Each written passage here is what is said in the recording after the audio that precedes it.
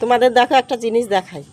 এই দেখো এই গাছটা কি গাছ বলো আগে, আমি তো জানি নাম, তোমরাও বলো তো এটা কি গাছ। এটা টবের মধ্যে আছে জানো এই গাছটা, এই গাছটা টবে লাগানো আছে। এই দেখো টবটা নিচ থেকে গোড়ার থেকে দেখাচ্ছি, দেখো গোড়াটা অনেকটা মোটা হয়েছে। তাও 6 মাস হয়ে গেছে লাগানো হয়েছে, 6 মাসে দেখো অনেকটা বেড়ে গেছে, কিন্তু এখনও ফুল আসেনি জানো। অনেক যত্ন করা হয়, খোল দেওয়া হয়, খোলকে সার দিয়ে সার করে পচিয়ে দেওয়া হয়। অনেকগুলো ডাল ছড়িয়েছে কিন্তু এখনও ফুল ধরেনি। দেখি ফুল ধরানোর জন্য আর একটু কিছু ব্যবস্থা করতে হবে।